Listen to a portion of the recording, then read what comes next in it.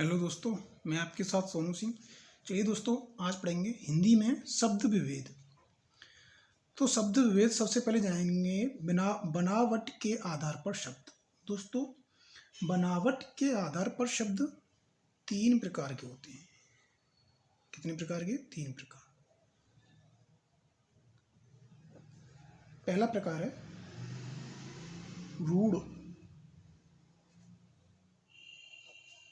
रूढ़ शब्द। रूढ़ शब्द किसे कहते हैं? ऐसे शब्द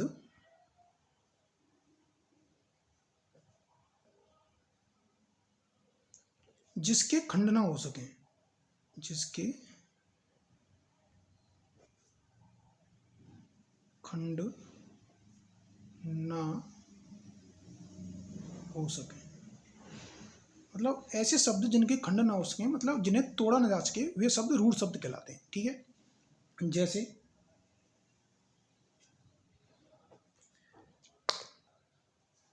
जैसे घोड़ा।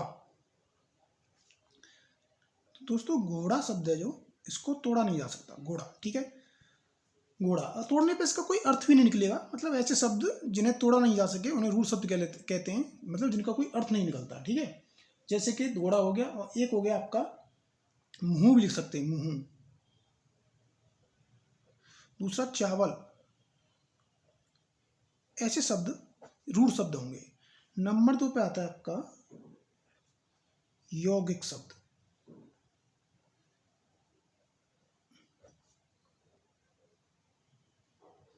अच्छा, यौगिक शब्द किसे कहते हैं? जो शब्द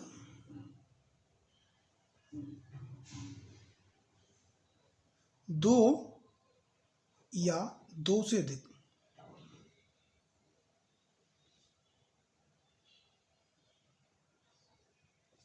शब्दों के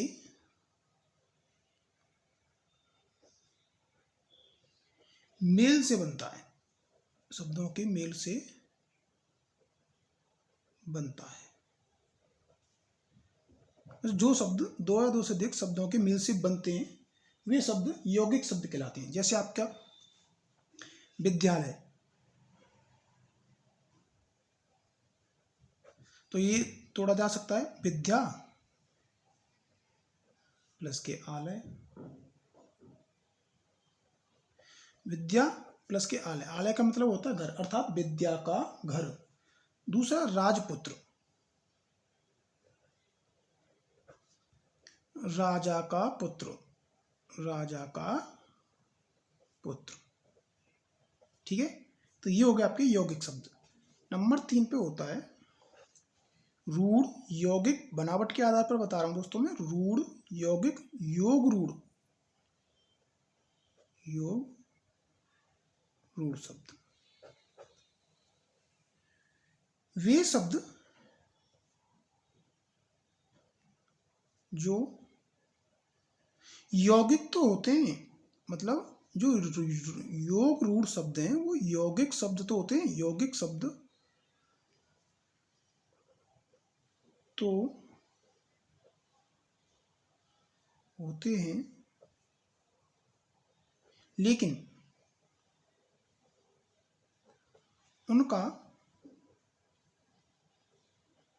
कोई विशेष अर्थ निकले, कोई विशेष अर्थ निकले, मतलब कोई अन्य अर्थ निकले, विशेष अर्थ निकले, ऐसे शब्द योग रूढ़ शब्द कहलाते हैं। जैसे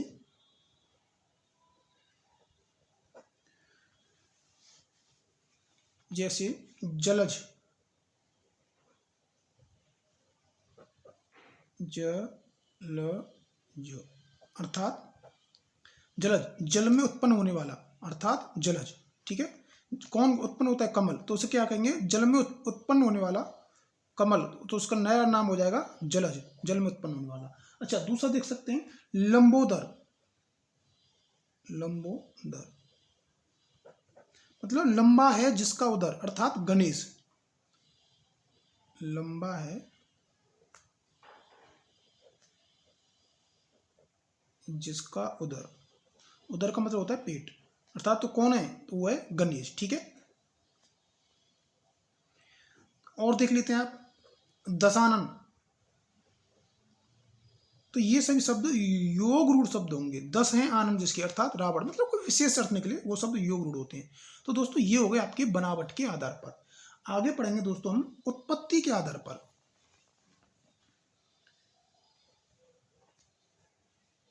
उत्पत्ति के आधार पर दोस्तों, उत्पत्ति के आधार पर जो शब्द होते हैं वो 5 प्रकार के होते हैं। कितने प्रकार के? 5 प्रकार के। अब 5 प्रकार कौन कौन से होते हैं? नंबर 1 पे आते हैं तत्सम। तत्सम शब्द कैसे होते हैं? ऐसे शब्द जो संस्कृत भाषा से उत्पन्न हुए। मतलब जो तत्सम शब्द है ये 2 शब्दों से मिलकर बना है। आप ऐसे बोल सकते हैं, तत् प्लस के सम। तत् का मतलब होता है उसके, और सम का मतलब होता है समान, अर्थात उसके समान।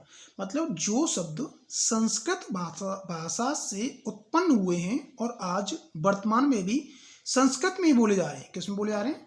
संस्कृत में ही बोले जाते हैं। ऐसे शब्द तत्सम शब्द कहलाते हैं। कैसे, क्या कहलाते हैं? तत्सम। जैसे कि धन आपका तत्सम शब्द है, नारी तत्सम शब्द है, जलज, रवि। तो ऐसे शब्द तत्सम शब्द हैं जो संस्कृत में बोले जाते हैं, अर्थात संस्कृत शब्द भी तत्सम शब्द होते हैं। तो दोस्तों तत्सम तद्भव के नियम में पहली वीडियो में बता चुका हूं, तो आप उसे एक बार जरूर देखें। अब पढ़ेंगे नंबर 2 पे। नंबर 2 पे तद्भव शब्द। तद्भव शब्द दोस्तों, तद्भव शब्द भी 2 शब्दों से मिलकर बना है। तद प्लस के भव। तद का मतलब होता है उससे, और भव का मतलब होता है उत्पन्न होना। अर्थात मतलब ऐसे शब्द जो संस्कृत भाषा से उत्पन्न होकर आज हिंदी में बोले जाते हैं, मतलब अन्य भाषा में बोले जा रहे हैं, वो शब्द तद्भव शब्द कहलाते हैं। क्या कहलाते हैं? तद्भव। ऐसे शब्द जो संस्कृत भाषा से उत्पन्न होकर हिंदी में बोले जाते हैं या फिर अन्य भाषा में बोले जाते हैं, वे शब्द तद्भव शब्द कहलाते हैं। ठीक है। जैसे आपका सोना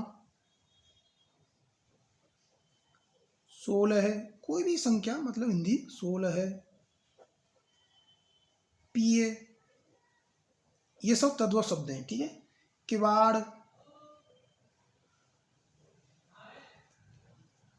तो ये दोस्तों आपके तद्भव शब्द हैं। नंबर 3 पे पढ़ेंगे देशज शब्द। देशज मतलब ऐसे शब्द जिनका जन्म अपने ही देश में हुआ है। किस में हुआ है? अपने ही देश में हुआ है। तो ऐसे शब्द देशज शब्द कहलाते हैं। मतलब देश में जन्मे शब्द, ऐसे कर सकते हैं, देश में जन्मे शब्द। मतलब हमने अपनी सुविधा के अनुसार नए शब्दों को रच लिया हो तो वे शब्द देशज शब्द कहलाते हैं। जैसे कि आपका उदाहरण है थैला, आपका देशज शब्द है। लोटा, लोटा आपका देशज शब्द है। ठेठ, ठेठ आपका देशज शब्द है। पगड़ी, पगड़ी आपका देशज शब्द है। तो ये आपके देशज शब्द होंगे। नंबर 4 पे आता है विदेशी शब्द।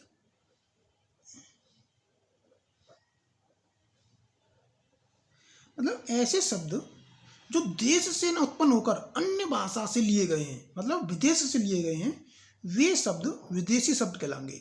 ऐसे शब्द जो देश में न उत्पन्न हुए हों, अन्य देश में उत्पन्न हुए हों, मतलब अन्य देश से लिए गए हों, वे शब्द विदेशी शब्द कहलाते हैं। जैसे कि कंपनी, ये विदेशी शब्द है। Camp, cricket. ठीक है। नंबर 5 पे आता है संकर शब्द। संकर शब्द, संकर शब्द किसे कहते हैं? 2 भाषाओं के मेल से, 2 भाषाओं के मेल से बने शब्द संकर शब्द कहलाते हैं। दो भाषाओं के मेल से बने शब्द संकर शब्द कहलाते हैं। वो दो भाषाएं कोई भी हो सकती हैं। जैसे कि मैंने बोल दिया आपसे रेलगाड़ी,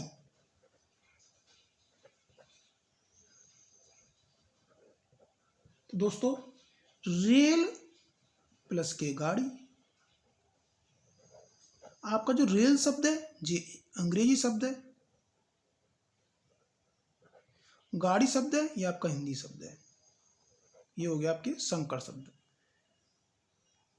अब पढ़ेंगे दोस्तों हम रूप या प्रयोग के आधार पर शब्द।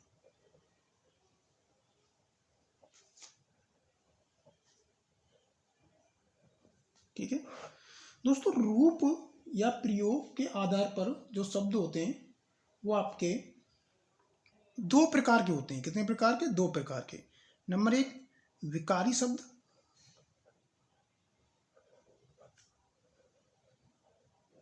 अच्छा विकारी शब्द कैसे कहेंगे?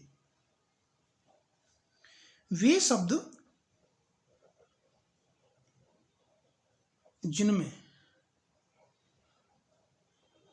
लिंग, वचन या कारक के आधार पर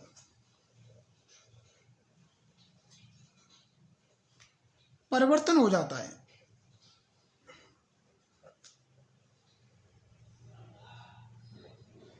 ऐसे शब्द विकारी शब्द कहलाएंगे। मतलब ऐसे शब्द, विकारी शब्द वे शब्द होते हैं जिनमें लिंग वचन या कारक के आधार पर उनके जो मूल रूप है उसमें परिवर्तन आ जाता है, मतलब विकार हो जाता है, विकार उत्पन्न हो जाता है। वे शब्द विकारी शब्द कहलाएंगे लिंग वचन कारक के आधार पर। ठीक है, जैसे चलिए सबसे पहले देखते हैं लिंग के आधार पर।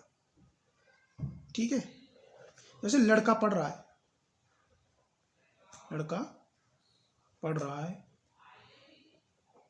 तो लिंग परिवर्तन होगा इसका, लड़की पढ़ रही है। ठीक है, तो ये परिवर्तन हुआ कि नहीं हुआ? पढ़ रही है। दूसरा जैसे हम कह सकते हैं, दूसरा आपका लिंग वचन के आधार पर, जैसे कि लड़का दौड़ रहा है, हम बोल देते हैं लड़का दौड़ रहा है, तो वचन इसका वचन इसका परिवर्तित हो जाएगा लड़के, बहुत सारे लड़के हो गए, ये एक लड़का हो गया, ये बहुत सारे लड़के दौड़ रहे हैं। तीसरा है आपका कारक के आधार पर,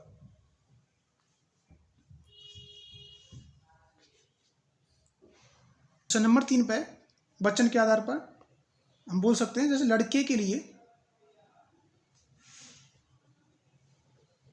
आम लाओ,